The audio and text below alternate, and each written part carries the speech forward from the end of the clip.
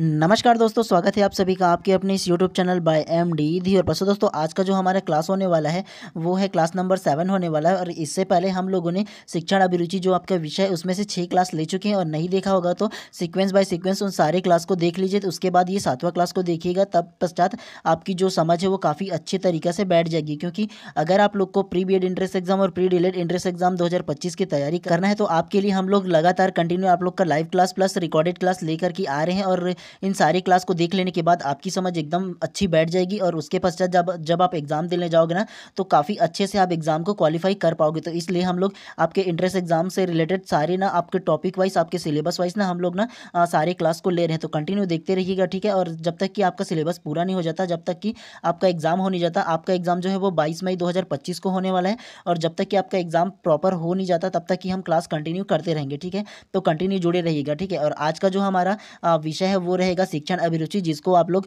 CDP के नाम से जानते हो, ठीक है। और आपका जो टॉपिक रहेगा शिक्षण अभिरुचि का, वो जो टॉपिक है वो है बुद्धि निर्माण तथा बहुआयामी बुद्धि।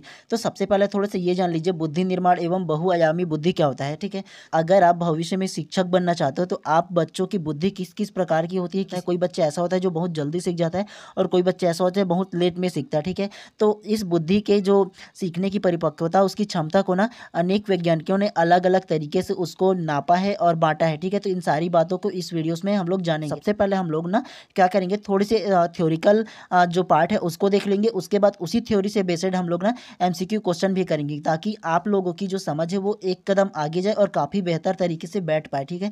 जो बुद्धि से रिलेटेड आपका टॉपिक है उसमें आपकी समझ बहुत अच्छी तरह बन पाए, इसलिए हम लोग जो थ्योरी का क्लास है उसको भी लेकर के आते हैं, ठीक है। तो सबसे पहले देखिए बुद्धि लब्धि क्या होता है। तो फर्स्ट में क्या कहेगा उसको ध्यानपूर्वक पढ़िएगा। बुद्धि मापने के लिए सबसे पहला बुद्धि परीक्षण बीने तथा साइमन ने 1905 में विकसित किया।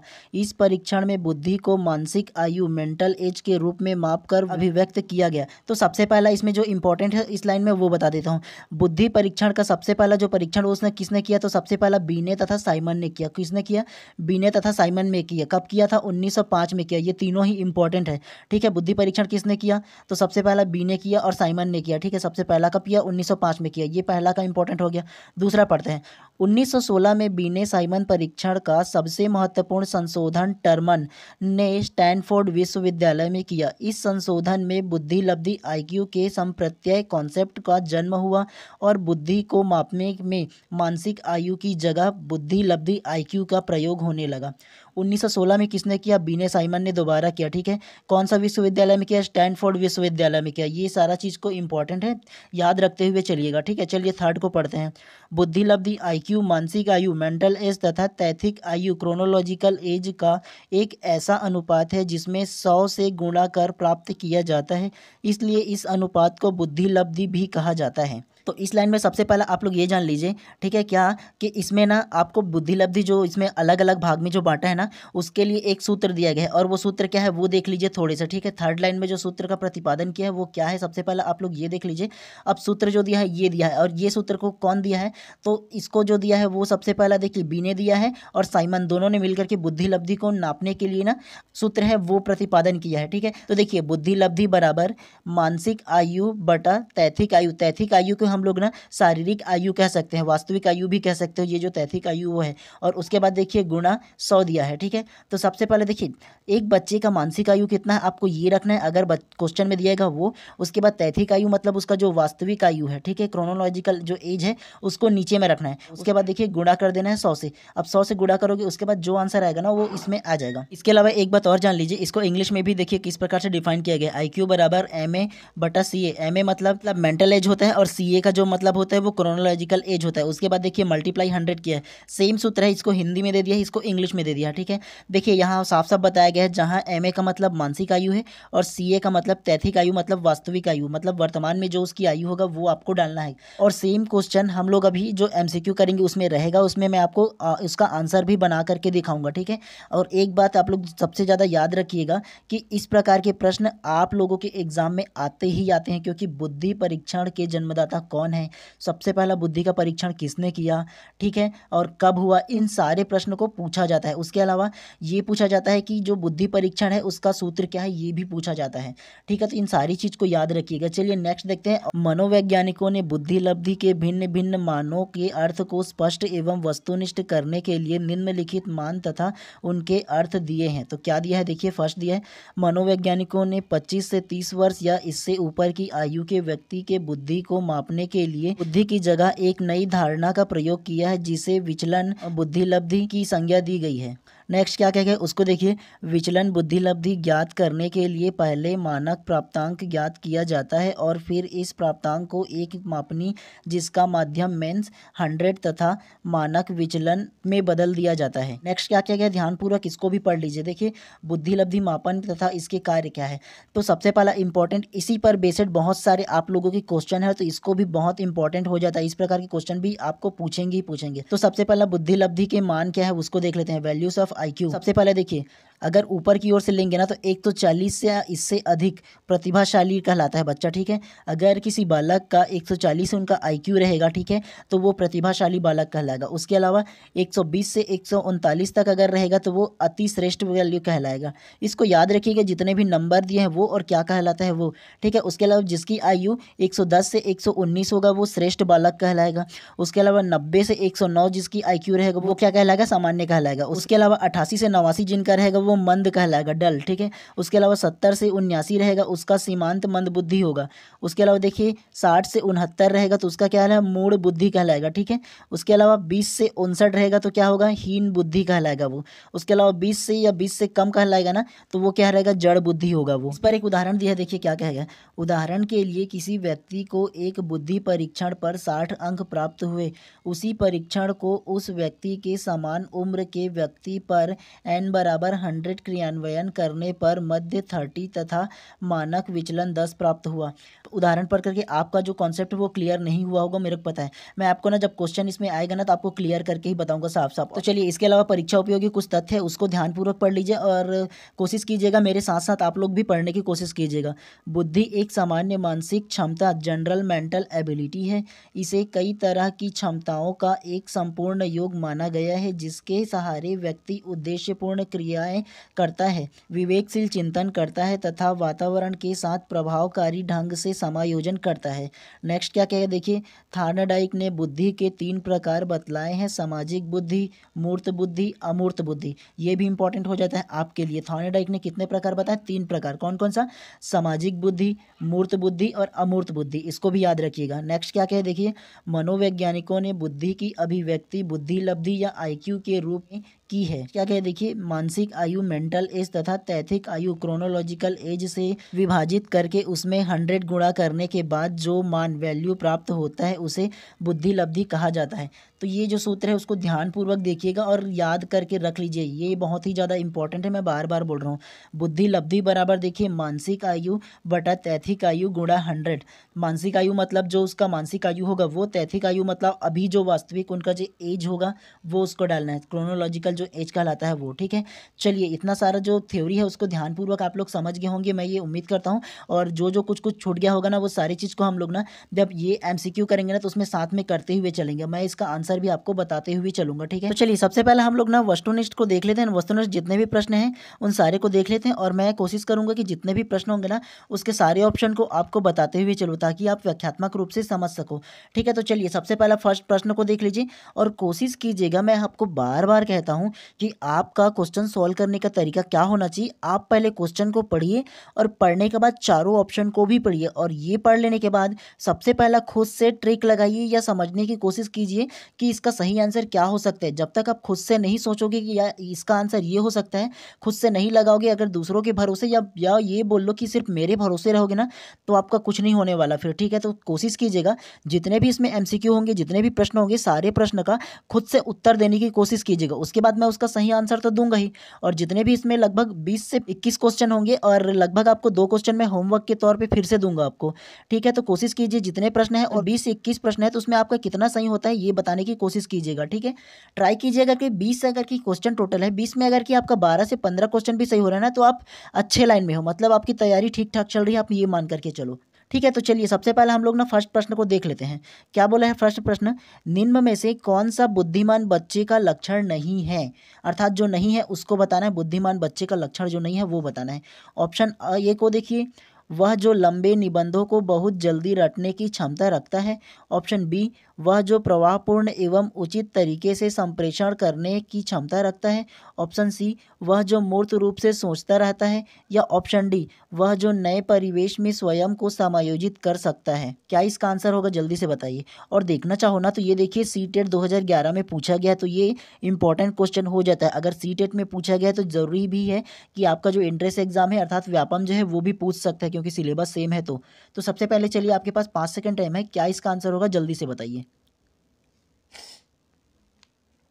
तो प्रश्न फर्स्ट का जो उपयुक्त आंसर है वो हो जाएगा ऑप्शन नंबर ए हो जाएगा, वह जो लंबे निबंधों को बहुत जल्दी रटने की क्षमता रखता है। कैसे, तो क्वेश्चन क्या कहा गया है ध्यानपूर्वक पढ़िएगा तो आपकी समझ में आएगा। निम्न में से कौन सी बुद्धिमान बच्चे का लक्षण नहीं है, बोला है नहीं है, अर्थात निगेटिव में पूछा है। तो ऑप्शन आपको देखना है कि इसमें निगेटिव कौन सा है, और निगेटिव जो है ना वो ऑप्शन नंबर ए होगा। कैसे, निबंधों को बहुत जल्द रटने की क्षमता, तो आप एक शिक्षक होने के नाते किसी बच्चे को आप रटने के लिए प्रेरित नहीं कर सकते, प्रोत्साहित नहीं कर सकते। और अभी का जो नया शिक्षा पद्धति है वो साफ साफ ये कहता है कि आपको रटन पद्धति की ओर बिल्कुल भी नहीं ले जाना है बच्चे को करके सिखाना है। ठीक है, तो इस प्रकार से प्रश्न क्रमांक 1 का जो उपयुक्त आंसर होगा ऑप्शन नंबर ए हो जाएगा। और बाकी क्यों नहीं होगा ये भी जान लीजिए। देखिए सबसे पहला क्या बोला है, ऑप्शन डी को देखिए, वह जो नए परिवेश में स्वयं को समायोजित कर लेता है। समायोजित कहने का मतलब है अपने आप को ढाल लेता है जो नए परिवेश है उसमें। तो ये तो जो होगा बुद्धिमान बच्चे का लक्षण होगा। ठीक है, उसके अलावा ऑप्शन सी को देखिए, वह जो मूर्त रूप से सोचता रहता है। मूर्त रूप से सोचता रहता है इसका मतलब ये है कि सामने कोई चीज रखा हुआ है उसके बारे में सोचना मूर्त रूप से सोचना कहलाता है। तो बुद्धिमान बच्चे का लक्षण ये भी हो जाएगा। बी क्या कहता है उसको देखिए, वह जो प्रवाहपूर्ण एवं उचित तरीके से संप्रेषण करने की क्षमता रखता है। तो देखिए प्रवाहपूर्ण एवं उचित संप्रेषण, संप्रेषण का मतलब होता है बातचीत करना, एक दूसरे से वार्तालाप करना, ये संप्रेषण कहलाता है। और एक बुद्धिमान बच्चे का लक्षण ये भी है कि दूसरों से अच्छे तरीके से बातचीत कर सके। तो इसमें जो निगेटिव पूछा गया है तो निगेटिव अपना ऑप्शन नंबर ए हो जाएगा, प्रश्न क्रमांक 1 का यही उपयुक्त हो जाएगा। चलिए प्रश्न क्रमांक दूसरा को ध्यानपूर्वक देखिएगा और इसका आंसर देने की कोशिश कीजिए। ये जो आप लोगों ने एमसीक्यू पढ़ा है ना सेम उसी के बेसिस पे है। मैं आपको बार बार आपको बता रहा था ना कि उसके जो सूत्र दिए गए हैं अर्थात बुद्धि लब्धि के जो सूत्र हैं उसको जो दिया गया है उसको याद करिए। अगर आपको इस प्रकार के प्रश्न पूछते हैं और अगर आपको बुद्धि लब्धि का जो सूत्र है वो याद रहेगा तो ये प्रश्न ईजिली आपसे बन जाएगा। अगर याद नहीं रहेगा तो आप सोचते रह जाओगे। तो सबसे पहला प्रश्न क्या है ये पढ़ लीजिए। एक बच्चे की मानसिक आयु मेंटल एज 12 वर्ष है एवं वास्तविक आयु क्रोनोलॉजिकल एज 10 वर्ष है, तो उसकी बुद्धि लब्धि क्या होगी। चलिए इसका आंसर बताइए। Option A 110, option B 100, option C 120 या ऑप्शन डी 83, कितना होगा बताइए। और देखना चाहो तो इसको भी देख लीजिए, सीजी टेट 2011 में पूछा गया तो ये इंपॉर्टेंट हो जाता है, ये भी क्वेश्चन है वो। ठीक है, तो इसका क्या आंसर होगा बताइए। जो सूत्र है उसमें सूत्र अगर कि आपको याद हो गया होगा तो सूत्र को पहले रखिए और सूत्र में जो मान दिया है उसको रखिए और सॉल्व कीजिए। चलिए 5 सेकंड है, जल्दी बनाइए। अगर और टाइम चाहिए तो स्किप कर लीजिए अर्थात बीच में रोक लीजिए, उसके बाद इसका आंसर क्या होगा बताइए। तो प्रश्न क्रमांक 2 का जो उपयुक्त आंसर है वो हो जाएगा ऑप्शन नंबर सी हो जाएगा 120। कैसे, तो मैंने आपको अभी बोला था कि जो बुद्धि लब्धि है उसका सूत्र याद करने के लिए। तो बुद्धि लब्धि का सूत्र क्या होता है, तो बुद्धि लब्धि बराबर आपसे सबसे पहले देखिएगा तो मानसिक आयु सबसे बोला था। ठीक है, मानसिक आयु बटा क्या बोला था मैंने, शारीरिक आयु। ठीक है, तो शारीरिक आयु ये हो गया आपका मानसिक आयु बटा शारीरिक आयु। उसके बाद गुणा क्या किया था मैंने, 100 बोला था। ठीक है, ये आपको याद रहना चाहिए।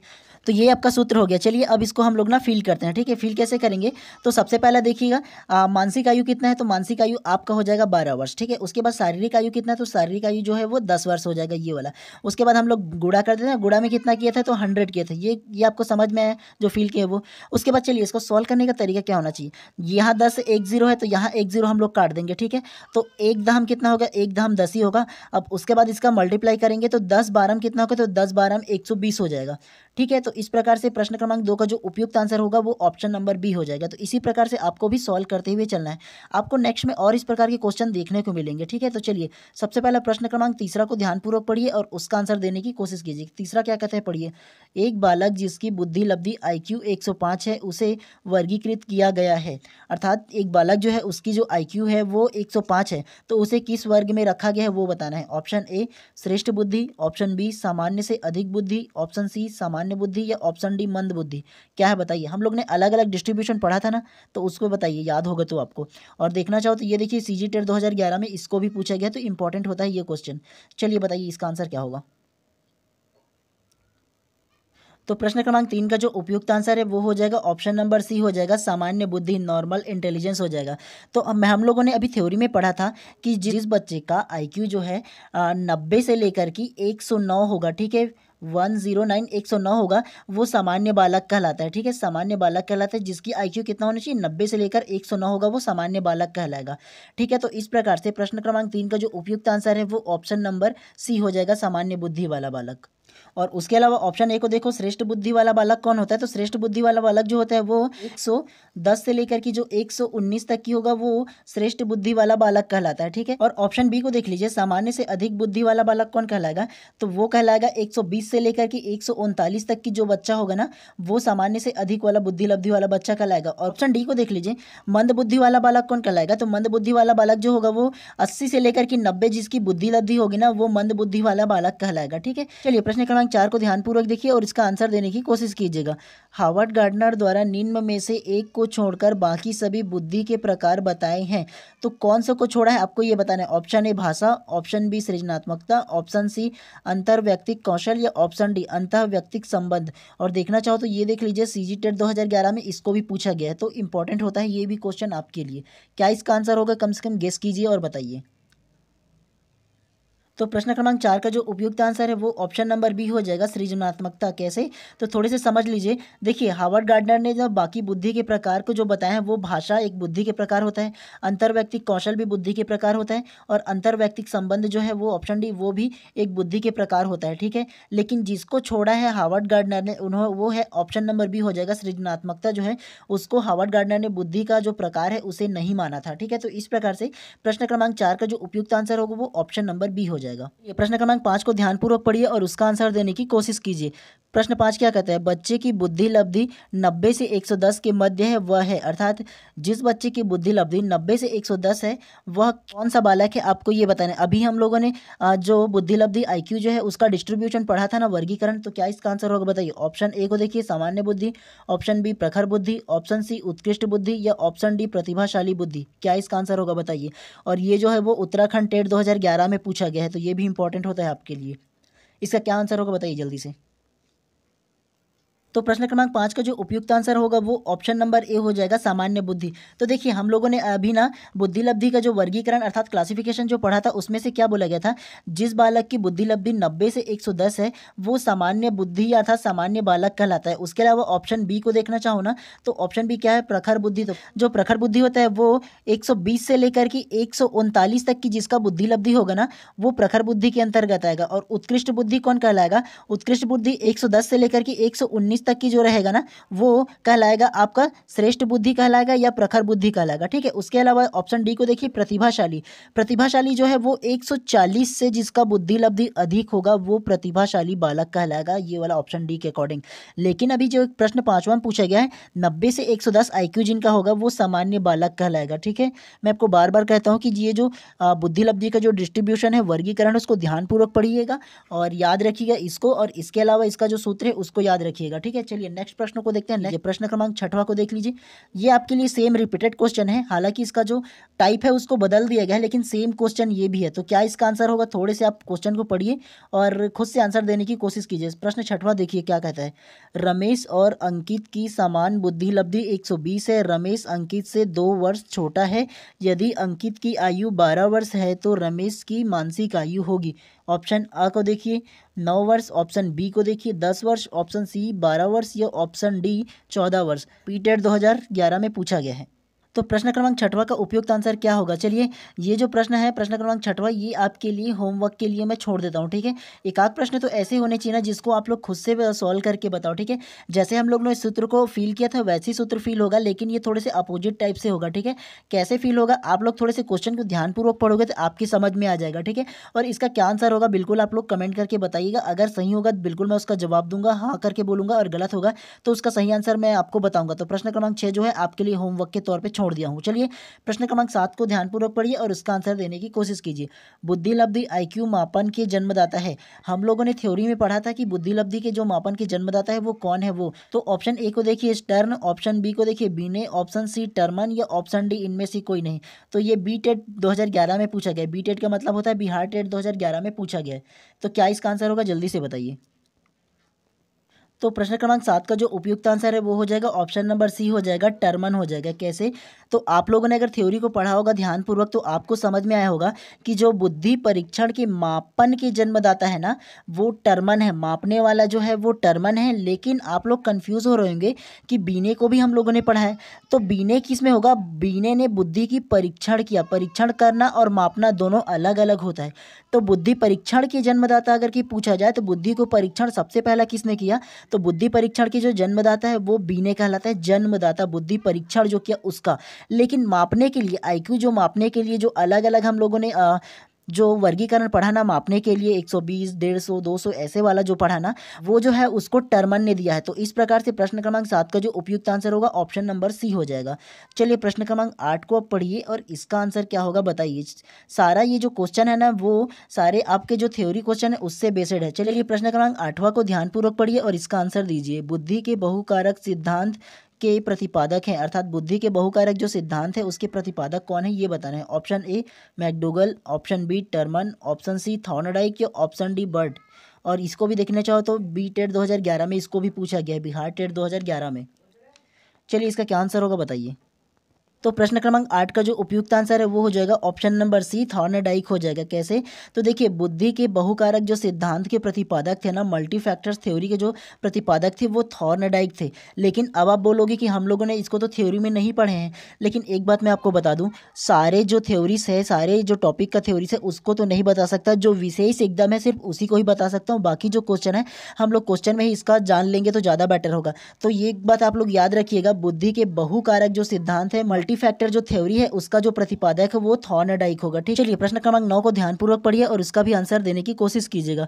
अधिकांश व्यक्तियों की बुद्धि औसत होती है, बहुत कम लोग प्रतिभा संपन्न होते हैं और बहुत कम व्यक्ति मंद बुद्धि होते हैं। यह कथन खालिस्तान के प्रतिस्थापित सिद्धांत पर आधारित है। तो किस पर आधारित है आपको ये बताना। ऑप्शन ए बुद्धि और जातीय विभिन्नताओं, ऑप्शन बी बुद्धि के वितरण, ऑप्शन सी बुद्धि की वृद्धि या ऑप्शन डी बुद्धि और लैंगिक विभिन्नताओं। तो इसको देखना चाहो ना तो सी टेट 2012 में इसको भी पूछा गया है। तो क्या इसका आंसर होगा बताइए जल्दी से।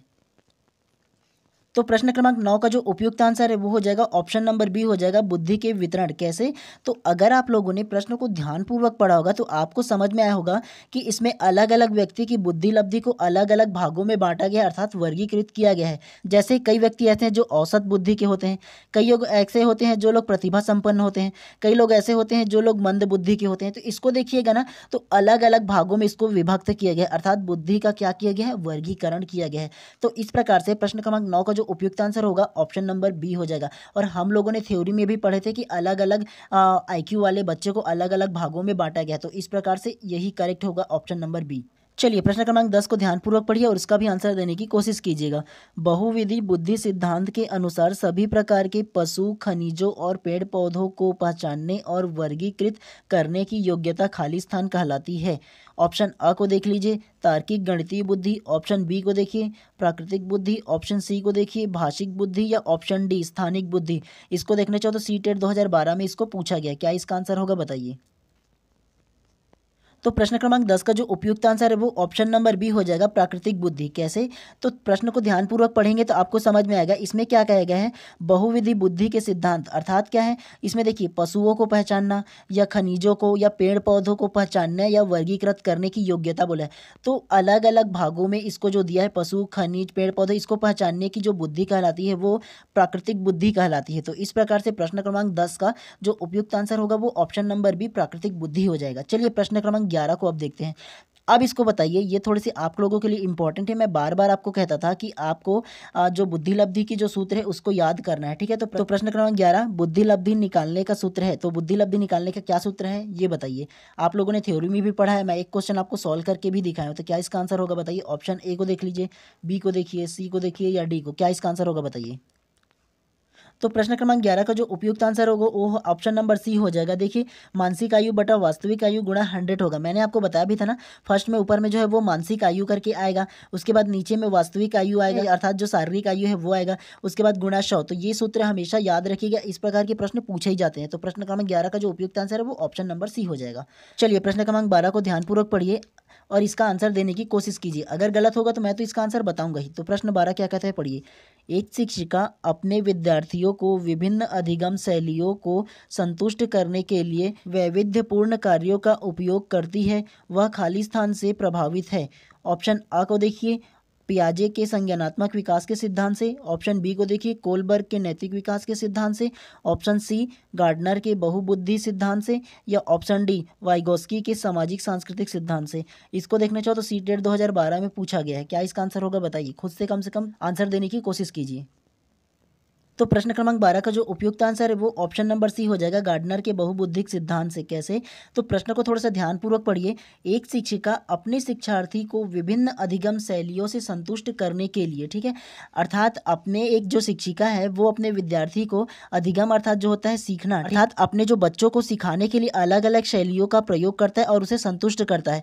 तो वो किससे संबंधित है, तो गार्डनर के बहुबुद्धिक सिद्धांत से ही संबंधित है। तो प्रश्न क्रमांक 12 का जो उपयुक्त आंसर है वो ऑप्शन नंबर सी हो जाएगा, ठीक है। चलिए, प्रश्न क्रमांक 13 को ध्यानपूर्वक पढ़िए और इसका आंसर दीजिए। हो सकता है ये प्रश्न आपके लिए सरल हो अगर ध्यानपूर्वक पढ़े होंगे तो। क्या कहता है, देखिए 13 पढ़िए। जड़ बुद्धि वाले बालक का IQ बुद्धि लब्धि कितना होता है, अर्थात जड़ बुद्धि जो बालक है उसका बुद्धि लब्धि कितना होता है ये बताइए। ऑप्शन ए को देखिए, 11 से 120। ऑप्शन बी, 81 से 110। ऑप्शन सी, 71 से 80। ऑप्शन डी, 71 से कम। क्या होगा बताइए। बी टेट 2011 में पूछा गया है, अर्थात बिहार टेट 2011 में पूछा गया है। तो प्रश्न क्रमांक 13 का जो उपयुक्त आंसर है वो ऑप्शन नंबर डी हो जाएगा, 71 से कम हो जाएगा, ठीक है। कैसे, तो हम लोगों ने थ्योरी में भी पढ़ा था कि जो जड़ बुद्धि वाले बालक है उसका जो IQ है वो 71 से कम होता है, ठीक है। तो वो कहलाएगा ऑप्शन नंबर डी हो जाएगा इसका जो प्रश्न क्रमांक 13 है उसका आंसर। चलिए, प्रश्न क्रमांक 14 को ध्यानपूर्वक पढ़िए और इसका आंसर देने की कोशिश कीजिए। प्रश्न 14 क्या कहता है, बुद्धि के द्विकारक सिद्धांत का प्रतिपादन किसने किया। ऑप्शन ए को देखिए, थॉर्नडाइक। ऑप्शन बी को देखिए, Spearman. Option C, Warner. Option D, Stern. किसने दिया है बताइए। यूपी टेट 2017 में पूछा गया है। तो प्रश्न क्रमांक 14 का जो उपयुक्त आंसर है वो हो जाएगा ऑप्शन नंबर बी हो जाएगा, स्पीयरमैन, ठीक है। बुद्धि के जो द्विकारक सिद्धांत है उसके प्रतिपादक जो है वो स्पीयरमैन को माना जाता है, ठीक है। तो प्रश्न क्रमांक 14 का जो उपयुक्त आंसर है वो ऑप्शन नंबर बी, स्पीयरमैन हो जाएगा। चलिए, प्रश्न क्रमांक 15 को ध्यानपूर्वक पढ़िए और इसका भी आंसर देने की कोशिश कीजिए। बहुविधि बुद्धि सिद्धांत के अनुसार सभी प्रकार के पशु, खनिज और पेड़ पौधे पहचानने और वर्गीकृत करने की योग्यता कहलाती है। इसको तो हम लोगों ने सेम जो पिछला क्वेश्चन था उसमें पढ़ लिया, सेम रिपीटेड क्वेश्चन हो गया है। चलिए, कोई बात नहीं, इसका क्या आंसर होगा आप कमेंट बॉक्स पर जरूर बताइएगा, ठीक है। ये चारों ऑप्शन है, देख लीजिए, ABCD। मैंने आपको इसका आंसर बताया भी था, तो आपको इतने तो याद होने ही चाहिए, मुझे ये आशा है, ठीक है। चलिए, प्रश्न क्रमांक 15 का सही आंसर क्या होगा उसका आंसर आप लोग खुद से दीजिएगा, ठीक है। प्रश्न 16 क्या कहता है, ध्यानपूर्वक पढ़िए। बुद्धि के बारे में निम्नलिखित कथनों में से कौन सा सही है, अर्थात बुद्धि के विषय में क्या सही कथन है उसको आपको बताना है। ऑप्शन ए को देखिए, बुद्धि अभिसारी रूप से सोचने की योग्यता है। ऑप्शन बी, बुद्धि अनुभव के परिणाम के रूप में व्यवहार में एक अपेक्षाकृत स्थायी परिवर्तन है। ऑप्शन सी, बुद्धि एक अनुवांशिक विशेषक है जिसमें मानसिक गतिविधियां जैसे स्मरण एवं तर्क शामिल होती है। या ऑप्शन डी, बुद्धि बहुआयामी है जिसमें बुद्धि परीक्षणों के द्वारा पूर्ण रूप से परिमेय न की जाने वाली कई योग्यताएं शामिल है। सीटेट 2019 में पूछा गया है, वो भी फर्स्ट पेपर में। क्या इसका आंसर होगा बताइए। तो प्रश्न क्रमांक 16 का जो उपयुक्त आंसर है वो ऑप्शन नंबर डी हो जाएगा, बुद्धि बहुआयामी है जिसमें बुद्धि परीक्षण के द्वारा पूर्ण रूप से परिमेय न की जाने वाली कई योग्यताएं शामिल है। जो एक शब्द में कहा जाए ना तो बुद्धि परीक्षण के बारे में जो सही कथन है वो ऑप्शन नंबर डी हो जाएगा, ठीक है। बुद्धि बहुआयामी है अर्थात अलग अलग प्रकार से बहुत प्रकार से इसको वर्गीकृत किया गया है और एक प्रकार की योग्यता भी इसमें शामिल नहीं है, अर्थात जो लोग होते हैं वो अलग अलग प्रकार से होते हैं, सभी की जो बुद्धि है वो अलग अलग होती है, ठीक है। तो इस प्रकार से प्रश्न क्रमांक 16 का जो उपयुक्त आंसर है ऑप्शन नंबर डी हो जाएगा। चलिए प्रश्न क्रमांक 17 को ध्यानपूर्वक पढ़िए और इसका आंसर देने की कोशिश कीजिएगा। सबसे पहले आप लोग ये जान लीजिए, ये जो प्रश्न क्रमांक 17 है वो बिल्कुल न्यू टाइप से क्वेश्चन है, ठीक है। इसमें अलग अलग डिसीज के बारे में बताया गया है, इसको मैं एक्सप्लेन भी आपको करूंगा। लेकिन सबसे पहले आप लोग कोशिश कीजिए इसका क्या आंसर हो सकता है खुद से देने की कोशिश कीजिएगा, ठीक है। प्रश्न 17 क्या कहता है, ध्यानपूर्वक पहले पढ़िए। शारीरिक रूप से अक्षम बच्चे की सामान्यता होता है, अर्थात शारीरिक रूप से जो अक्षम बच्चे हैं उसमें क्या होता है आपको ये बताना है। Option A dyscalculia, option B dyslexia, या ऑप्शन सी डिसग्राफिया, या ऑप्शन डी डिस्थीमिया। क्या इसका आंसर होगा बताइए। तो प्रश्न क्रमांक 17 का जो उपयुक्त आंसर है वो ऑप्शन नंबर सी हो जाएगा, डिसग्राफिया। कैसे, तो ये जो रहता है ना, ये जो डिसग्राफिया है ना, वो लिखने संबंधी अक्षमता को दर्शाता है, अर्थात लिखने में जिसको परेशानी होता है वो लिखने संबंधी अक्षमता को दर्शाता है। और ये जो शारीरिक रूप से अक्षम बोला है ना, तो लिखने में अक्षम है ना, इसलिए ये डिसग्राफिया जो है ना वो प्रश्न क्रमांक जो 17 है उसका उपयुक्त आंसर हो जाएगा। उसके अलावा जानना चाहो बाकी और क्या है उसको जानना चाहो ना, तो मैं आपको बता दूँ, डिसकैलकुलिया जो होता है ना वो गणितीय संबंधी अक्षमता को दर्शाता है, अर्थात गणित बनाने में जो अक्षमता होता है ना उसको दर्शाता है डिसकैलकुलिया। उसके अलावा जो डिसलेक्सिया है वो पढ़ने संबंधी अक्षमता है, अर्थात किसी शब्द को ना पढ़ने वाली जो अक्षमता है ना उसको दर्शाता है। ये जो डिसकैलकुलिया है वो दर्शाता है। और ये जो डिसथीमिया जो है ना उसको आपको बताना है कि ये किससे संबंधित अक्षमता है वो बताना है। सारा चीज़ मैं बना बुनाया दे दूंगा तो आपको खाने में सिर्फ मज़ा ही आएगा, लेकिन जब खुद बना के खाओगे अर्थात खुद सर्च करके पढ़ोगे तो बाकी अच्छे से आपको समझ में आएगा। तो इसलिए आप इसको खुद से सर्च कीजिए, इसको मैं आपके लिए छोड़ देता हूं। चलिए प्रश्न क्रमांक 18 को ध्यानपूर्वक पढ़िए और इसका आंसर दीजिए। डिसलेक्सिया मुख्य रूप से खाली स्थान की समस्या से संबंधित है, अर्थात जो डिसलेक्सिया है अभी हम लोगों ने पढ़ा ना किससे संबंधित है, कौन सी समस्या से संबंधित है आपको ये बताना है। ऑप्शन ए सुनने से, ऑप्शन बी पढ़ने से, ऑप्शन सी बोलने से, या ऑप्शन डी बोलने व सुनने दोनों। सीटेट 2012 में पूछा गया है ये प्रश्न जो है वो। अब भी मैंने आपको एक्सप्लेन करके बताया था, बताइए क्या इसका आंसर होगा। तो प्रश्न क्रमांक 18 का जो उपयुक्त आंसर है वो ऑप्शन नंबर बी हो जाएगा, पढ़ने संबंधी समस्या या पढ़ने संबंधी अक्षमता हो जाएगा। तो मैंने अभी आपको इससे पहले प्रश्न क्रमांक 17 में बताया था कि ये जो डिसलेक्सिया है उसे क्या कहते हैं, उसकी क्या समस्या होती है डिसलेक्सिया से। तो डिसलेक्सिया से जो मुख्यतः संबंधित होता है वो पढ़ने संबंधी अक्षमता आता है। तो प्रश्न क्रमांक 18 का जो उपयुक्त आंसर है वो ऑप्शन नंबर बी हो जाएगा। चलिए प्रश्न क्रमांक 19 को ध्यानपूर्वक पढ़िए और इसका आंसर देने की कोशिश कीजिएगा। आपकी कक्षा में कुछ छात्र अति मेधावी हैं, आप उन्हें किस तरह पढ़ाएंगे, अर्थात कई छात्र ऐसे जो बहुत ज़्यादा मेधावी है उसको किस तरह से पढ़ाना है आपको ये बताना है। ऑप्शन ए को देखिए कक्षा के साथ, ऑप्शन बी को देखिए उच्च कक्षा के साथ, ऑप्शन सी समृद्धिकरण कार्यक्रमों द्वारा, या ऑप्शन डी जब वे चाहे। तो ये पीटेट 2011 में आया हुआ है। तो प्रश्न क्रमांक 19 का जो उपयुक्त आंसर है वो ऑप्शन नंबर सी हो जाएगा, समृद्धिकरण कार्यक्रम के द्वारा।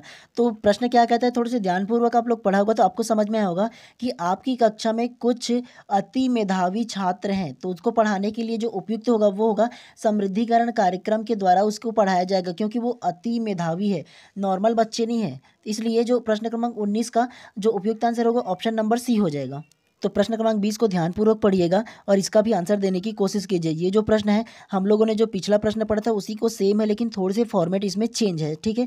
तो प्रश्न क्रमांक 20 को ध्यानपूर्वक पढ़िए। एक बच्चा जो खाली स्थान से ग्रस्त है वह साव को वॉस एवं न्यूक्लियर को अनक्लियर में अंतर नहीं कर सकता, तो वो किससे ग्रस्त है आपको ये बताना है। ऑप्शन ए को देखिए शब्द जंबलिक विकार, ऑप्शन बी डिसलेक्सीमिया, ऑप्शन सी डिसमॉर्फिया, या ऑप्शन डी डिसलेक्सिया। क्या इसका आंसर होगा बताइए। तो प्रश्न क्रमांक 20 का जो उपयुक्त आंसर है वो हो जाएगा ऑप्शन नंबर डी हो जाएगा, डिसलेक्सिया। कैसे, तो इसको प्रश्न को ध्यानपूर्वक आप लोगों ने पढ़ा होगा तो आपको समझ में आया होगा।